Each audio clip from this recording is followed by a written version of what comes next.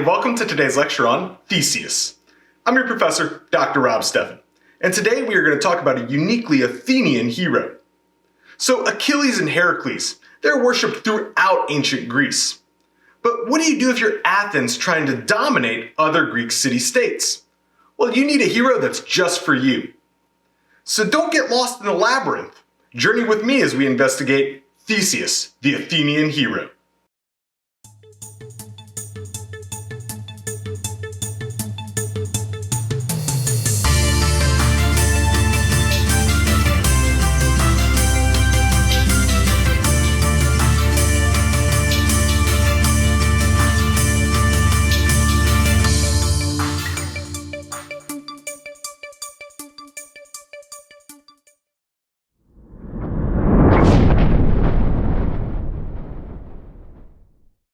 In today's story, we'll hear of Theseus becoming the civic hero of Athens, the dominant city-state of Greece in the 5th century BCE.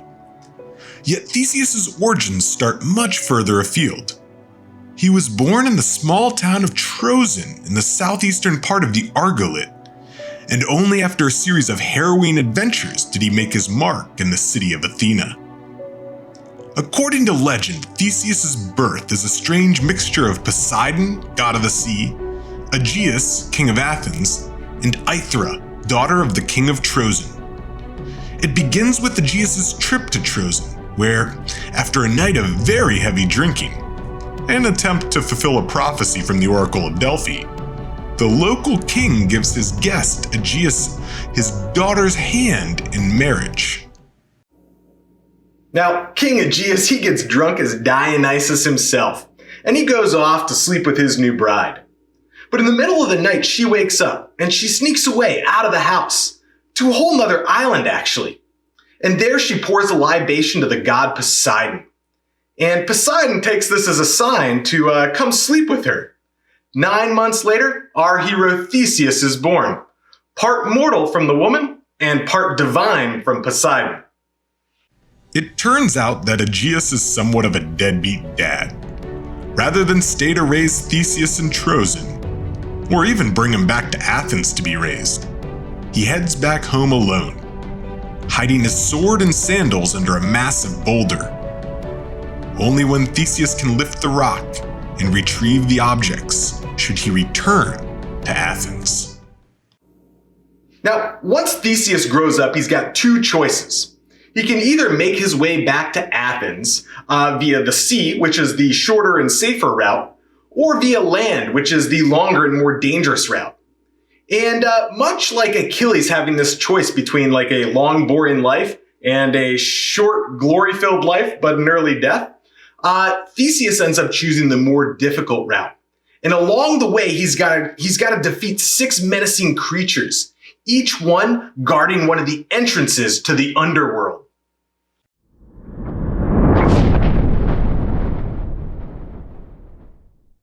And so Theseus begins his epic journey. And it's at the site of Epidaurus, famed for its acoustically perfect theater and for its sanctuary to the healing god Asclepius, that Theseus meets his first challenge. Here, he meets Periphetes, a bandit that literally beats passers-by into the ground with his stout club. After defeating Periphetes, Theseus takes the staff, and this is one of the main ways you can identify him in artistic depictions. Theseus continues north and eventually comes to the Isthmus of Corinth, the connection between Attica and the Argolit. Here, he meets Sinis, a bandit who does far more than just rob you. Sinis is known for taking passers-by, tying them to 2 bent-over pine trees, then letting the trees go, tearing the unfortunate person into 2 far less fortunate people. Theseus is able to defeat this villain using his own method, then goes and sleeps with the villain's daughter. Dang, Theseus, that's cold. Next up, we've got the Crommian sow, this massive pig owned by an old lady by the name of Phaia. Now, what Theseus is able to do is beat this pig to death using the club of Periphetes. Now, some scholars actually think that it's the old lady herself, Phaia, who was the bandit here. and she was known as a sow, and there's a little confusion, a little debate going on there. Fourth, we've got Skyron. And Skyron, well, he's this old dude with real nasty feet. And when journeyers come passing by, he asks them to wash his old nasty feet. And if that's not bad enough, when they bend down to do that, he kicks them over the edge of this cliff and they're devoured by a sea monster. Theseus, of course, gives him a little poetic justice, a taste of his own medicine, kicks him over the cliff, and he's devoured by the sea monster. Take that, asshole. Fifth, we've got Cercyon, who would wrestle travelers whether they wanted to wrestle or not. And if they lost, which they always did, he would kill the poor people. Theseus, however, is able to pick Cercyon up and slam him into the ground, killing him and inventing the sport of wrestling all at the same time. He then sleeps with Cercyon's daughters too. Oh man, ouch! Finally, we've got Procrustes. Now, Procrustes has 2 beds, and when people pass by, he says, why don't you come down and rest, sleep for a while. And if it's a tall person who comes by, he puts them on the shorter bed. And to make them fit the bed, he then chops off their feet. And if you're a short person who comes walking by, well, he puts you on the long bed, and then he takes your arms and legs and neck, and he stretches you out so that you fit that bed. So no matter how tall you are when you pass by, you're not going to fit until he makes you. Theseus, of course, gives him a little taste of his own medicine, and he puts Procrustes on the bed and then chops off his head and his feet.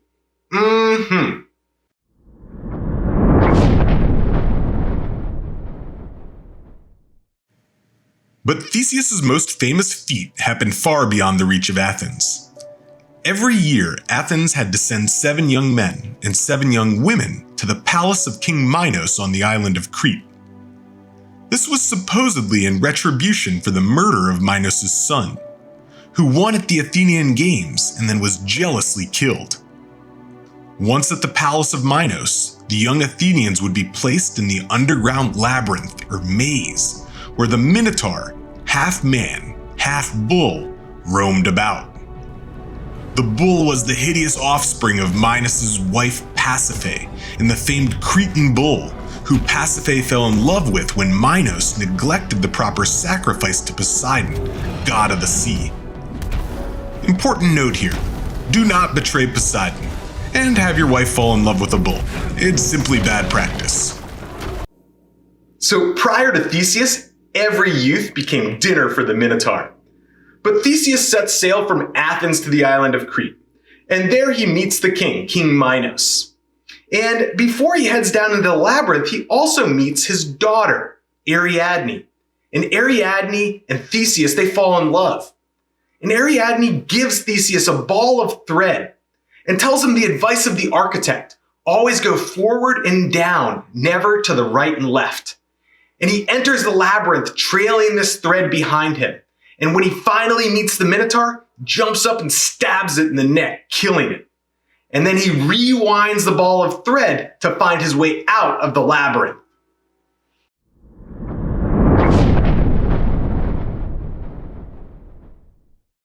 The story of Theseus and the Minotaur is obviously one of myth and legend, but the idea of the labyrinth may indeed be set in some reality. During the Bronze Age on the island of Crete, the Minoan civilization, named after the legendary King Minos himself, built massive, architecturally complicated palaces. And none were bigger than the Palace of Knossos, legendarily the home of King Minos himself. Now, when you look at the Palace of Minos and just how complicated the floor plan is, with all these tiny storage areas, hallways going here and there, large open spaces, small rooms, you can really get a sense for why people thought this might be a labyrinth. That's especially the case if they're writing this story hundreds of years after the palace has fallen into ruin. And it's not just the complicated floor plan that leads to such connections. The Minoans actually were deeply connected to the bull as their sacred animal. The palace at Knossos has an elaborate bull fresco, with a young man acrobatically leaping over the bull's back. Elsewhere at the site, the so-called horns of consecration represent the horns of a bull, and may have been the site of sacrifices in Bronze Age antiquity. And all over Minoan material culture, from ceramic vessels to bronze statuettes, the image of the bull remains prevalent. Now, archaeologists today think that the palace can inform us about far more kind of real-world things than mythological creatures. And this complicated floor plan with all of these storage areas is actually indicative of a redistributive economy, which suggests that people were sending their goods to the palace, they were being stored there, and then they'd be redistributed to the population at large. So perhaps slightly more real-world things than some sort of minotaur.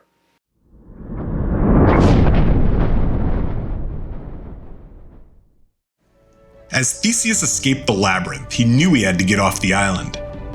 Ariadne was still deeply in love with him, and the two set sail for the island of Naxos. A perfect love story, right?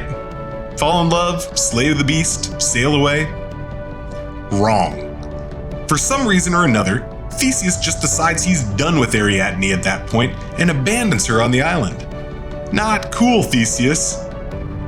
The story's got a happy ending, though. Ariadne eventually marries Dionysus, god of wine, and gets to party with the immortals for the rest of her life. So after leaving Ariadne, Theseus sets sail for home. But he forgets to trade out the black sails for white sails. And if you remember back, this was something that his dad told him to do to indicate that he was still alive. And as the ship approaches, Aegeus is perched up on a cliff, and he sees the ship sailing back, and he sees the black sails, and he thinks at that moment that his son has been killed by the Minotaur.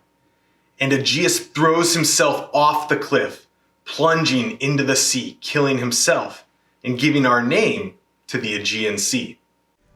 The rest of Theseus' life is more focused on his family than epic adventures.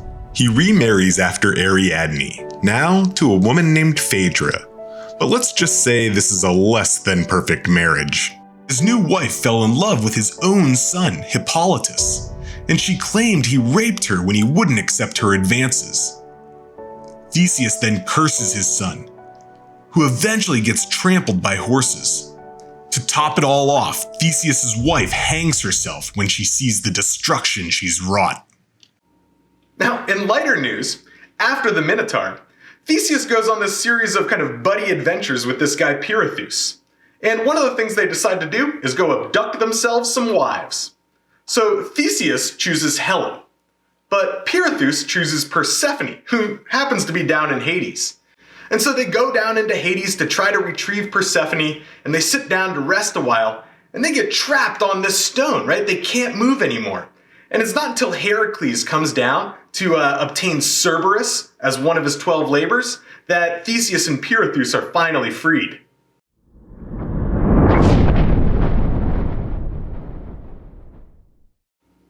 Now we see Theseus as a uniquely Athenian hero, and he's somewhat like Heracles in terms of completing these labors, but he also serves as a rallying point within Athens, and he can be used for kind of these specifically civic purposes. And because of this, for the most part, he's portrayed as a pretty good dude, right? Somewhat exemplary in addition to being extraordinary. But as we get on those stories, right? Leaving Ariadne, failing to put up the white sails to let his dad know he was alive, well, even some of Athens' greatest heroes can have their flaws. Just a couple lessons you can take away from The Athenian hero.